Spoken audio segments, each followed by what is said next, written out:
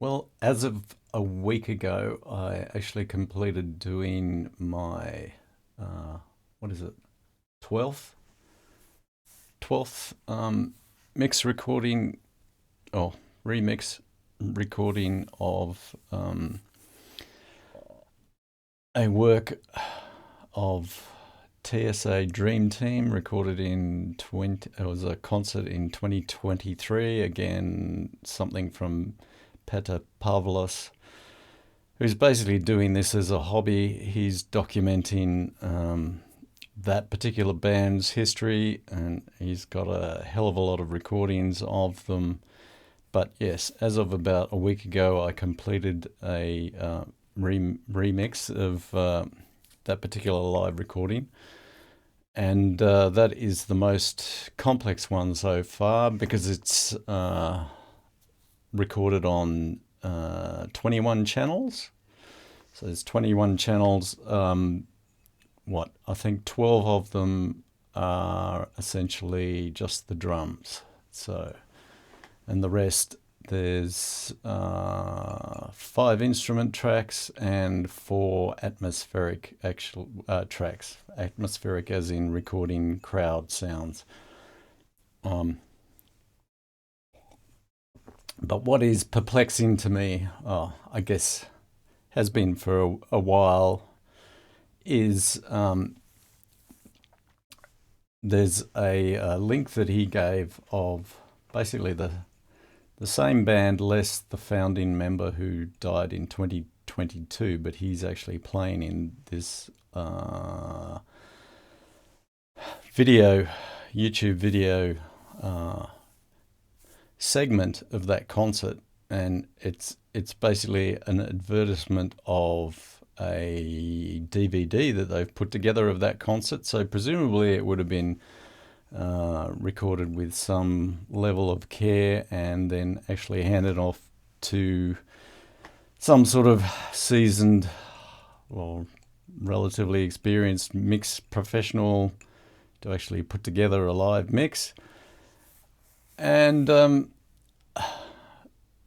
whereas I have material, again, recorded with some care by professionals, but in this case mixed by me, largely of the same band, except for the lead guitarist who died in 2022, and playing the same sort of material.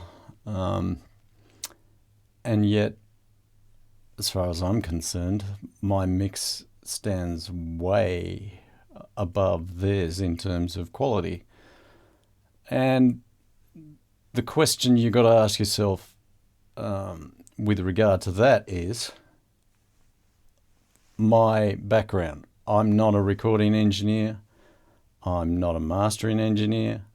I'm not a mixing engineer. I have no connection whatsoever to sound recording professionals at all. I'm just a hobbyist, if you want to call that, a software developer, somebody interested in digital signal processing, and somebody who's designed their own tools. Yet here it is. I have no professional background in music production whatsoever, and yet I can produce with ease a mix that is superior to theirs. Why is that? It's an interesting question. Well, I can actually tell you my perspective of why that is, and it's basically because it's the tools that I use, the tools that I've developed. That is the reason I can actually do that. If I was tasked to doing the same sort of mixing job as the one I shall illustrate to you in a minute, using the tools at the disposal of the average studio engineer, what they actually use, I would struggle. I would have exactly the same problem. Undoubtedly, I wouldn't be able to create a mix anywhere near the quality I can with my tools. Nowhere near. I'd probably struggle to do better than what they did in their example. And to put that in perspective, I can actually show it to you now. So now, listen to this.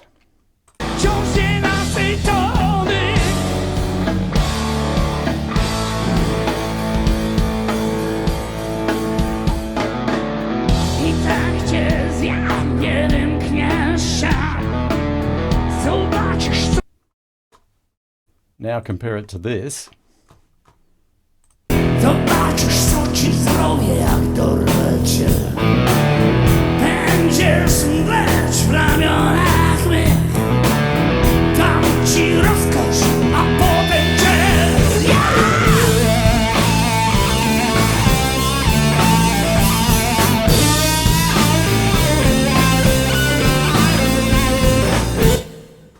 So I assume you've probably heard enough of that to convince yourself that mine sounds superior to theirs. It's slightly biased in my favour because YouTube has, I guess, probably normalised the volume of playback on YouTube to bring equalise the sonic levels of various tracks. So mine will actually be playing louder than theirs, but it's probably only like 3 dB louder or something like that, 3 or 4 dB louder. But despite that, if you play around with the volume of the playback between those two examples, and there's no way you're going to ever get their case sounding with the clarity of my case. Now you could argue that maybe the superiority of mine is down to the superiority of the source material and the number of tracks that were recorded. I don't know what configuration they used when they actually recorded that DVD, whether it was a smaller number of tracks, whether it was recorded straight to stereo mix and just left at that. But I have examples like over a range of different configurations in my mixes, from anywhere from just using a stereo track feed from a mixing disc and a stereo feed from a Zoom field recorder to give atmosphere, for example. That's one case in point that I've done. So, and that came out with comparable quality to this. I can actually demonstrate that as well. So that was the one I just played. Now, something that is purely from a stereo track would be this one, for instance. This is a... I'll go away. Dzień dobry. Wieczór znaczy się. Yeah, so this is basically a stereo track with a Zoom field recording for background, atmospheric background. What else can I say about it? Oh yeah, that's right. It's an acoustic set. So basically, they're more aligned to playing acoustic style. So acoustic steel string guitars, a full drum kit, but played more quietly. I think they used an electric bass and the singer singing on a microphone. So, and in a smaller venue, I think, as well. So, you can try playing something from here. W którym pocałunek dławi. Pocałunek.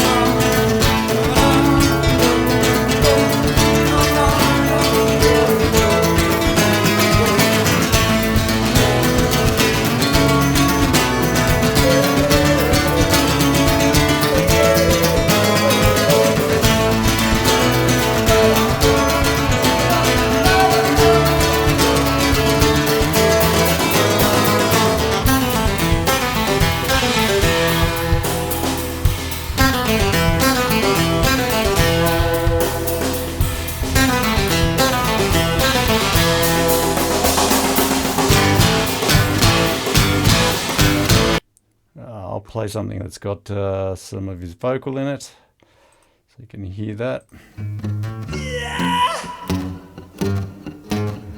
Oh.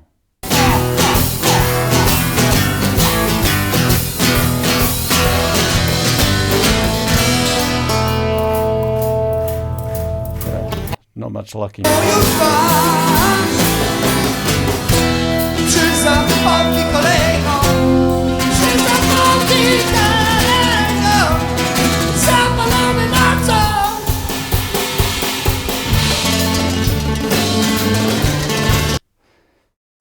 So you can see from that, it's pretty high quality, and it's just from a stereo feed off the mixing disc. And I can assure you that the source material was nowhere near that clear. You could run through pretty much all of these, and it's the same thing. And also, to put it in perspective, this mix that I actually did with the 21 tracks, the last one I did, it took me basically maybe at most 6 hours. 6 hours of work. And very little of that was at the actual mixing. It was actually pre-processing all the tracks to make sure everything was in a appropriate state for me to be able to mix effectively. That's basically it. And then the mixing was, I don't know, probably only spent hour and a half to do the actual mixing and getting the atmosphere right and things like that. So most of it's just drudge work of getting everything right. So I'm trying to think of which one of these I had problems. There was only one track that one concert that I've had problems with, and that's because although it was split up into 8 tracks, the 8 tracks weren't actually physically split up. They had mixed instruments in them, like I think it was drums mixed with guitar or something in one track, and the certain parts of the drums were way too loud compared to everything else. So if I wanted to bring the guitar up in the mix, it would always bring the drums up in the mix and make them too loud. That was one problem with it, but I imagine I managed to get something that was acceptable for that. But the biggest hurdle I had with that I couldn't actually fix was it had, at random locations throughout the entire track, horrible what you would probably describe as I don't know, how would you describe it? Noise derived from noisy microphone connections, which this one actually has as well. So for instance, if I go that sort of stuff that I can't actually do anything about. And it was basically a noisy connection that was actually triggered off the signal itself. So I think the signal in that case was like a tambourine sound, and whenever you sounded the tambourine, you get a horrible crunchy noise like that to go with it. So it pretty much ruined, not the entire concert, but a number of songs on there were ruined by that. But that was the only major problem that I had. Everything else was fine. How do you explain all that?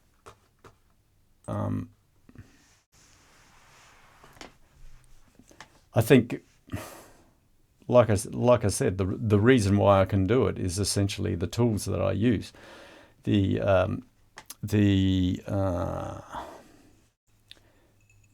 I guess the unusual and perhaps somewhat frustrating, but I don't care anymore, aspect to this whole thing is trying to convince people that my process and my tools actually work as well as they do, because it's generally generally greeted with derision and disbelief, and cries of "No, that's not possible" and things like that. Whatever. So yeah, if you go beyond the audience that I already have in terms of the existing users of my software, which probably only numbers, well, I don't know, 2,000 or 3,000 people or so, who are very knowledgeable of the stuff that I have and trust in its abilities. If you go beyond that circle, it's pretty hard to find anybody who'd actually have any belief in it. Typically, the the response, if you want to try and bring it up in a forum or something like that, would be having a whole bunch of people jumping on you in a flame war. So generally my approach has been to completely avoid that and just carry on regardless. So it's not really much more I can say about it. I guess the other things I can actually illustrate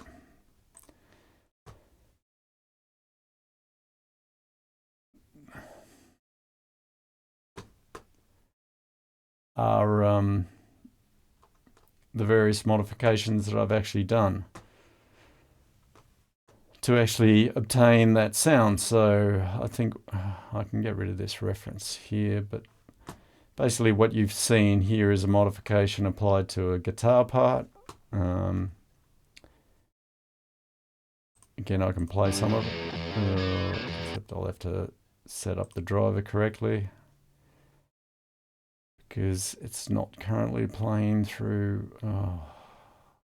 Not used to Macs. Not currently playing through what I'm listening to it on. Okay, let's try again. Okay.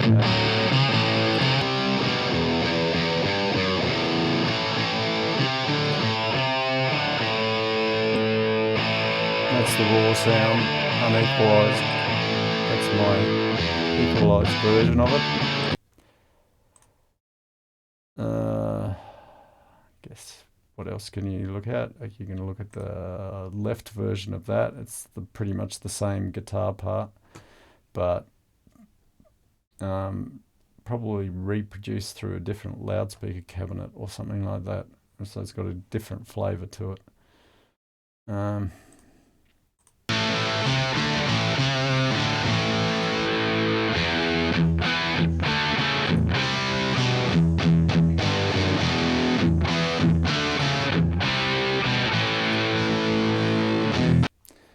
Probably the most dramatic thing you likely, I don't know, have I got it in my recent list? Probably not, but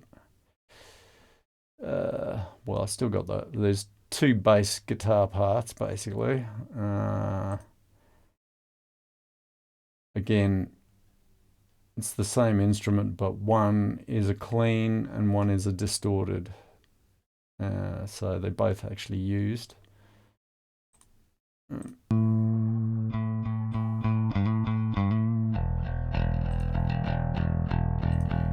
So you can see there's not much alteration here, so surprisingly it doesn't sound a lot different.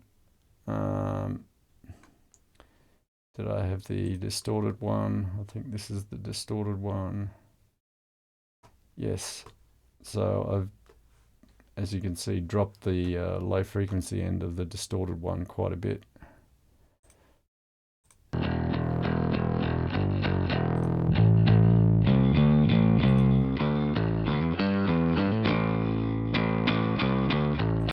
Made it more uniform, but the most dramatic change, well, apart from the drum tracks, well, I don't know if I want to go through them all, but the most substantial change in terms of EQ you're likely to see is the vocal part. Where's the actual, that's the equalized version. Am I blind? Can I not see it? Where's it gone? Where's the raw vocal track? Why does it put it way down there? There it is.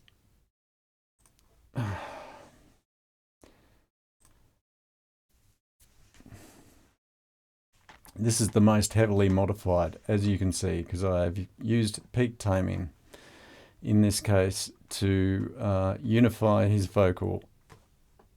So, let's see, which song is it? It's right here. Czuję jak łódź pożera mnie wielki głód pożera mnie gdy czegoś chcę muszę to mieć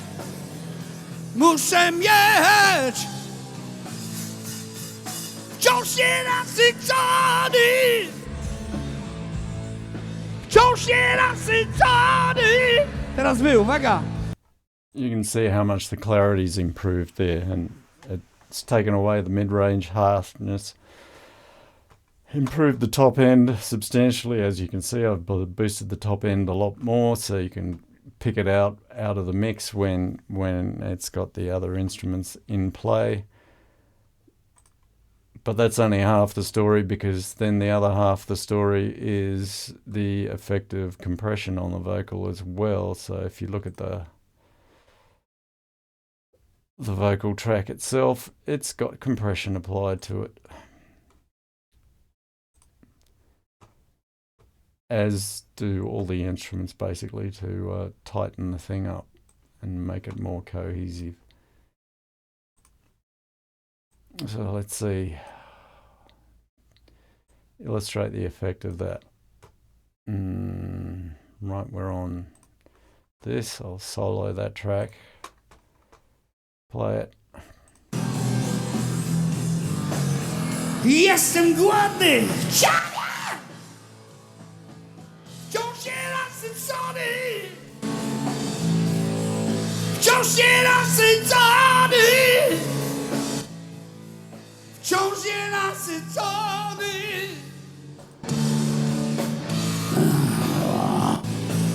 Zjadam cię! Zamykam oczy i zjadam cię! So apart from making the overall volume a lot louder, it's also taken a lot of the volume variation out of his vocal part, which makes it easier to mix, because it obviously it won't get lost underneath all the other instruments when the volume drops, because the volume doesn't drop. It stays in a pretty good space. Yeah, and then of course we've got the effect of having early reflections to the overall sound. So again, I can illustrate that. What effect does the early reflections do? Well, I guess in the first instance I shall bypass this as well, my synthetic space reverb.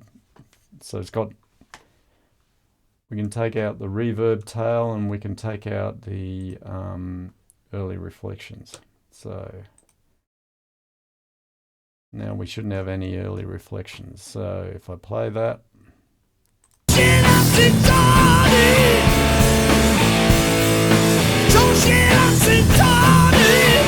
wy, uwaga!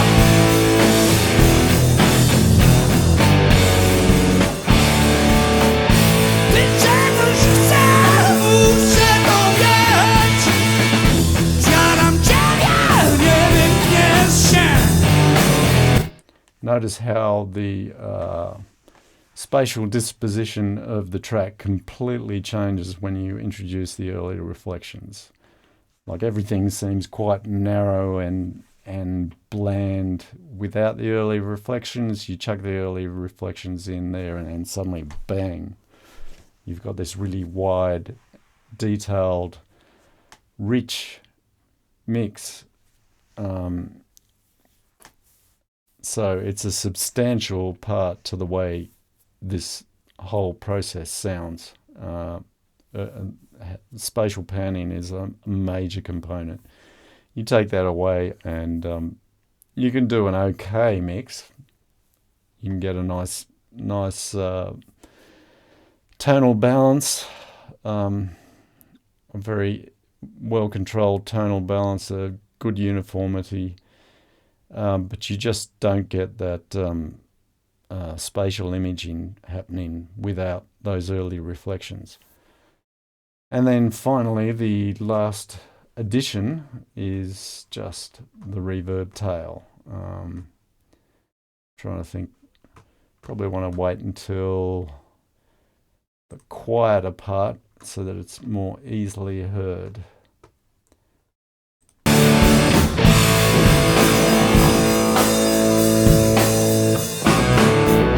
Tak cię zjadł, nie wymkniesz się. Zobaczysz, co ci zrobię, jak dorwę cię. Będziesz mdleć w ramionach mych. Dam ci rozkaz, a potem cię zjem. If you listen to it, you mainly hear it in the afterglow of his vocal part. Like you can hear the carry-on of the syllabacy, the S sounds in his vocal, with the reverberation in place. And when you take the reverberation out, you don't hear that anymore. It's just like you hear it there, you hear a single reflection and nothing else. So it gives it a richness. It's a subtle richness, but it definitely gives you a richness. Tak cię zjadł, nie wymkniesz się. Tak cię zjadł, nie wymkniesz się. Tak cię zjadł, nie wymkniesz się. Tak cię zjadł, nie wymkniesz się. Tak cię zjadł, nie wymkniesz się. It's quite subtle, but you can definitely hear it. Probably also depends on what you're listening to it on. You probably won't hear any difference whatsoever if you're just listening through a tablet or a phone. But through a proper stereo, you will. I guess I can take the pass-through out, and then you'll definitely hear what it's actually doing.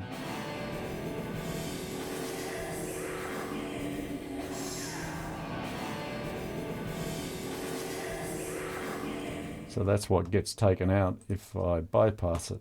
But yeah, it makes a substantial difference to me listening to it, particularly on my monitors, not so much on these headphones because of the slightly depressed top end they have.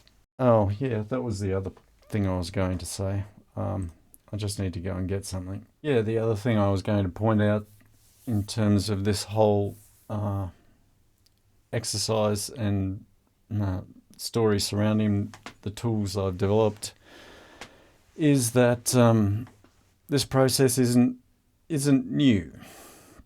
Well, not in terms of software development cycles anyway.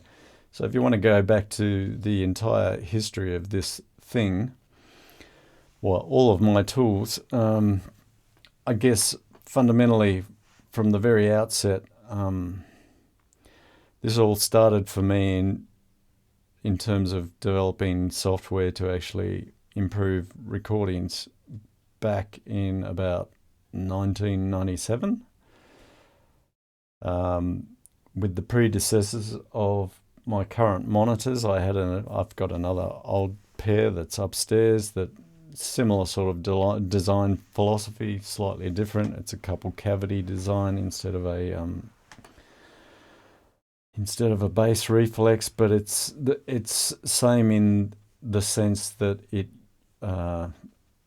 is effectively a what you would call like a subwoofer a subwoofer merged with a two-way speaker design in essence, because the mid-range in the design takes a large proportion of the mid-range. It crosses out at about 100 hertz or 120 hertz or something. And that's the same with the design that I have upstairs. But to cut a long story short, basically, after designing those speakers, I was continually, the old ones upstairs, I was continually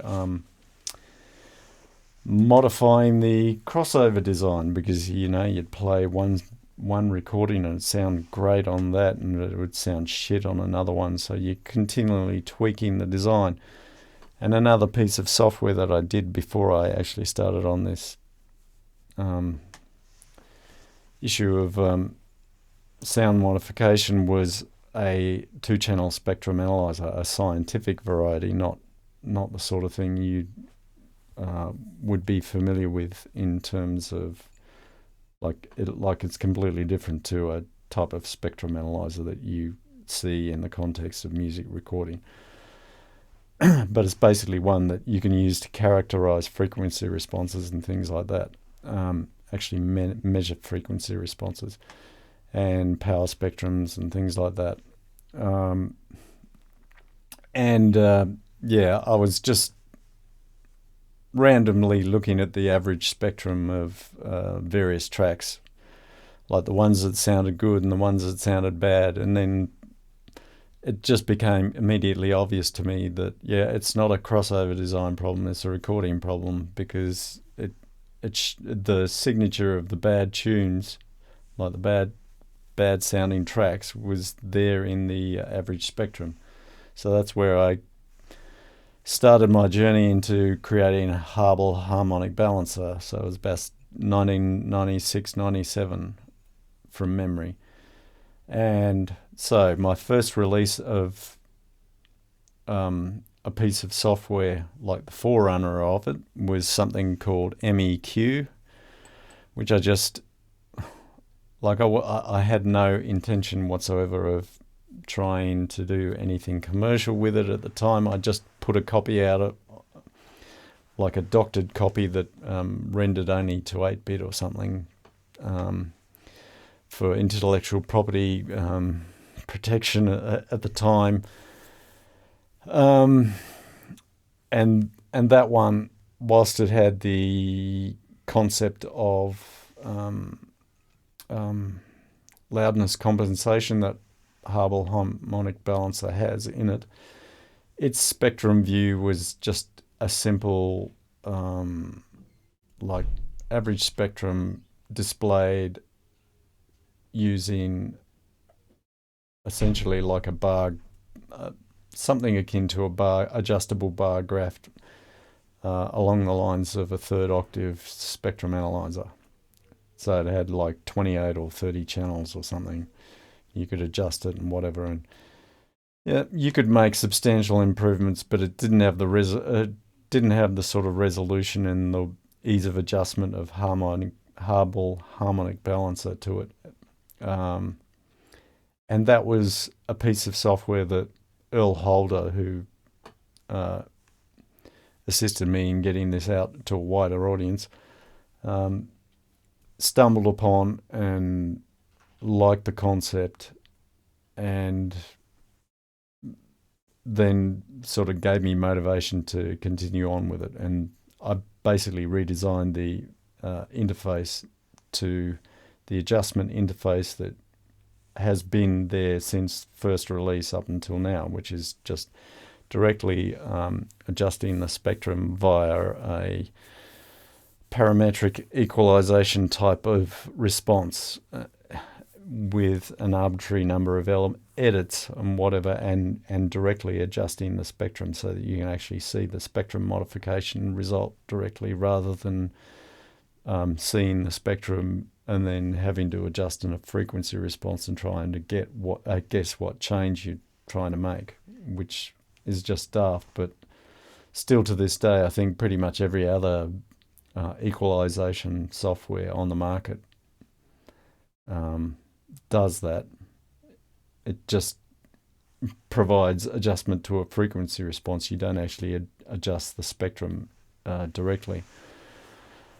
So Har-Bal Harmonic Balancer is entirely unique in that.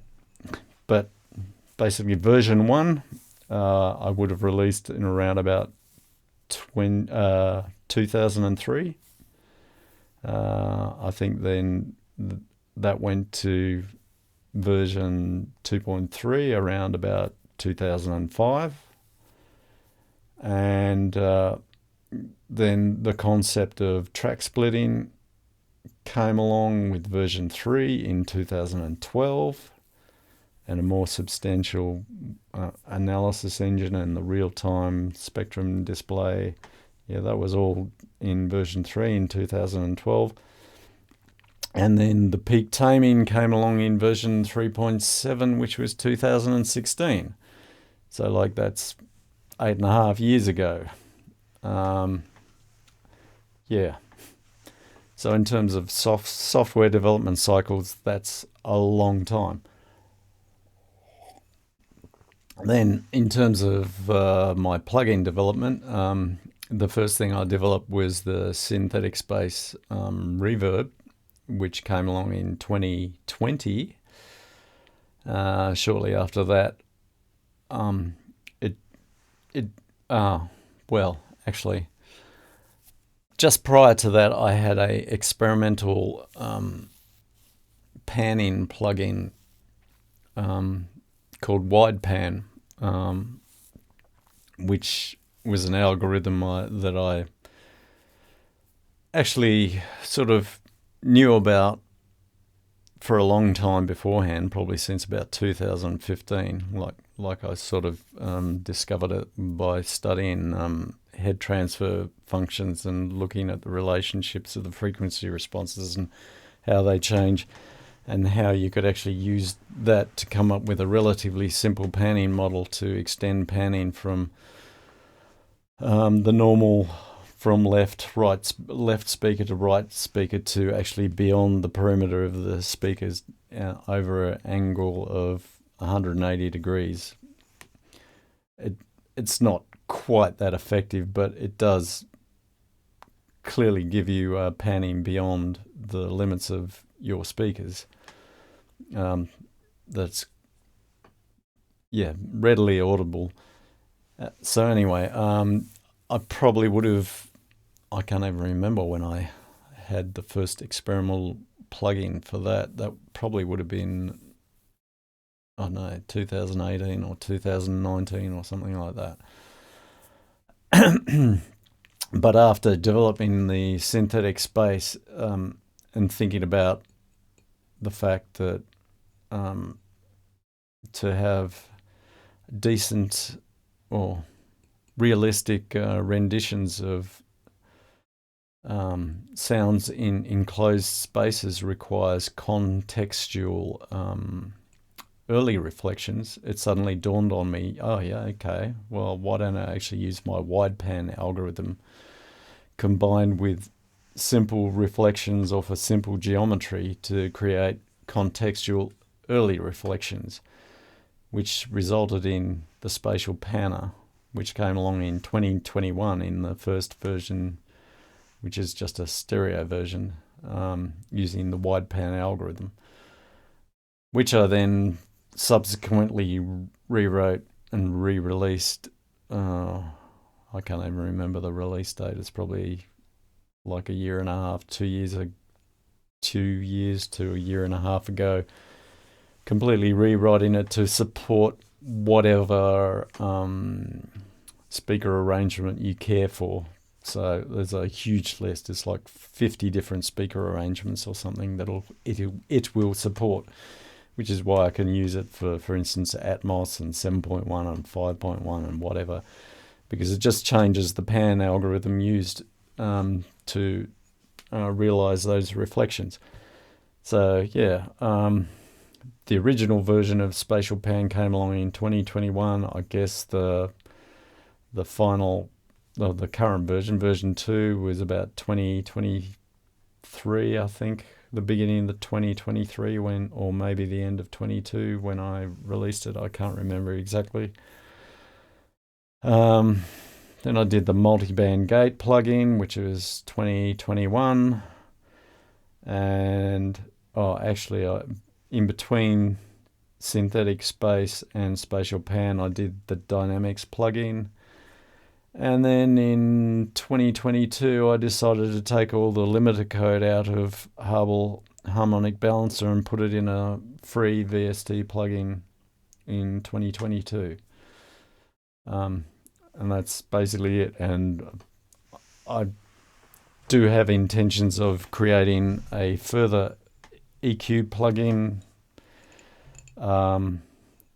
with ideas based on Har-Bal Harmonic Balancer, but it's not going to be the same, that's for sure, because the things that Har-Bal Harmonic Balancer does in terms of time domain, track splitting, peak taming, things like that, is just an anathema in the context of a mix environment. It's just asking for trouble trying to implement that for a start, because it generates such a large amount of analysis data. It's just going to bloat your projects for a start. So that's one reason not to do it. The other reason not to do it is it's an entire management nightmare in terms of keeping the analysis current, because whatever you have in a track in a DAW is not a frozen thing. It can change on a whim. Somebody can cut it, they can move it, they can do whatever, and that just screws up analysis and things. So I can just imagine a whole litany of bugs arising from the way people use it in terms of track editing and things like that, which is why I have no inclination whatsoever to support that sort of thing in a DAW, because it just complicates things. If you need that sort of processing, just do essentially what I do in these sessions, is you take that track, you render it out, then you've got a frozen history of that track, and then you do your edits on that because there's no danger of it changing in time. And then it's all going to make sense.